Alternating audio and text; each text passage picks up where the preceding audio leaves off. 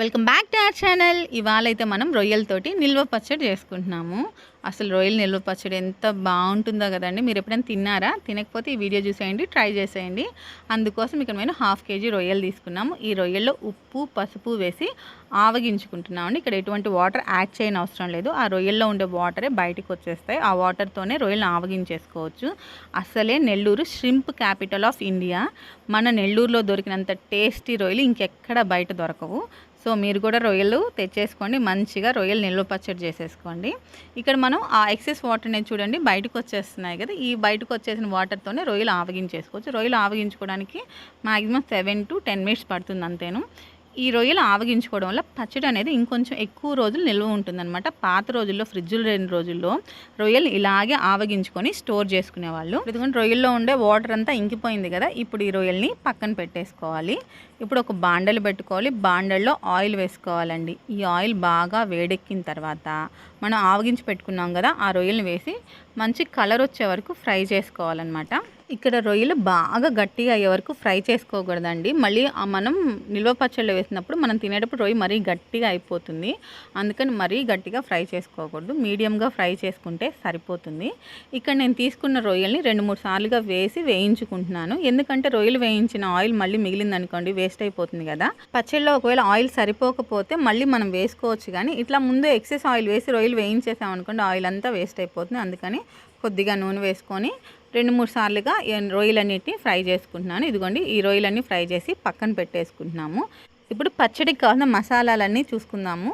యాలకులు, లవంగాలు, దాల్చిన చెక్క, ధనియాలు, ఆవాలు, మెంతులు.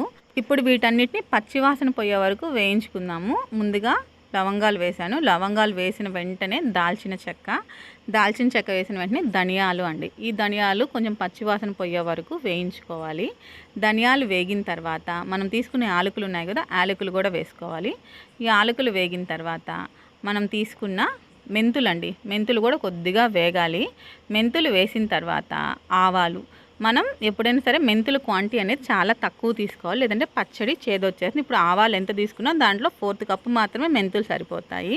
ఇప్పుడు ఆవాలు కూడా కొద్దిగా వేయించాలి. ఆవాలు కొద్దిగా చిటపట అన్నం స్టార్ట్ చేసిన తర్వాత గ్యాస్ ఆఫ్ చేసేసుకోవాలి. ఇప్పుడు వీటన్నిటిని మిక్సీ జార్లో అయితే మెత్తగా గ్రైండ్ చేసేసుకుందాము. మనం రొయ్యలు వేయించిన నూనెలోనే అల్లం తెల్లగడ్డ పేస్ట్ వేసుకోవాలండి. అల్లం తెల్లగడ్డ పేస్ట్ వేసి పచ్చివాసన పోయే వరకు వేయించాలి. ఈ అల్లం తెల్లగడ్డ పేస్ట్ పచ్చివాసన పోకుండా మనం రొయ్యల పచ్చడి చేసాం అనుకోండి, రొయ్యల పచ్చడి మొత్తం ఆ పచ్చివాసనే వస్తుంటుంది, అసలు టేస్ట్ తినడానికి బాగుంటుంది. అందుకని ఈ పచ్చివాసన అంతా పోయే వరకు వేయించుకోవాలి. ఆ తర్వాత గ్యాస్ ఆఫ్ చేసేసుకొని పచ్చడికి సరిపడా సాల్ట్, ఇక్కడ మనం రాక్ సాల్ట్ వేయట్లేదండి, టేబుల్ సాల్ట్ మాత్రం వేస్తున్నాము. రాక్ సాల్ట్ వేస్తే కరగదు, అందుకని టేబుల్ సాల్టే వేయాలి. టేబుల్ సాల్ట్ వేసిన తర్వాత పచ్చడికి సరిపడా కారము వేసుకోవాలి. కొద్దిగా ఇంగువ అన్నమాట, ఒక 1/2 స్పూన్ ఇంగువ పొడి సరిపోతుంది. తర్వాత మనం మసాలాలు పొడి చేసి పెట్టుకున్నాం కదా, యాలకులు, లవంగాలు, దాల్చిన చెక్క, ధనియాలు, ఆవాలు, మెంతులు, ఆ పొడి. ఆ తర్వాత రొయ్యలు వేసి అంతా కలిసేలాగా కలుపుకోవాలి. రొయ్యలు వేసిన తర్వాత సరిపడకపోతే సాల్ట్ వేసుకున్నాము, కారం వేసుకున్నాము. తర్వాత నిమ్మరసం అండి, నిమ్మరసం మస్ట్ అండ్ షుడ్. ఒక 2-3 నిమ్మకాయల పులుపు చూసుకుంటూ యాడ్ చేసుకోండి. తర్వాత కొద్దిగా తిరగమాత.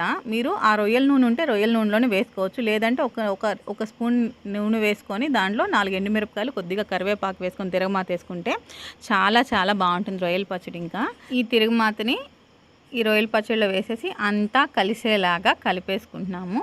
ఒక్కసారి మీకు ఈ స్టేజ్లో ఉప్పు కారం చెక్ చేసుకోండి, సరిపోకపోతే యాడ్ చేసుకోవచ్చు.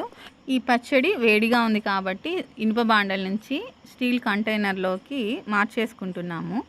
ఈ స్టీల్ కంటైనర్లో ఒక 2 to 3 days ఉంచిన తర్వాత మేము గ్లాస్ కంటైనర్లోకి మార్చేస్తాం. తర్వాత ఇక్కడ ఏమన్నా ఆ స్టీల్ కంటైనర్లోకి చేంజ్ చేసిన తర్వాత ఏమైనా పులుపు అట్లాంటివి తక్కువ అయితే ఒకసారి కలుపుకుంటాం. ఒక 2-3 days తర్వాత మనం కలుపుకోవచ్చు.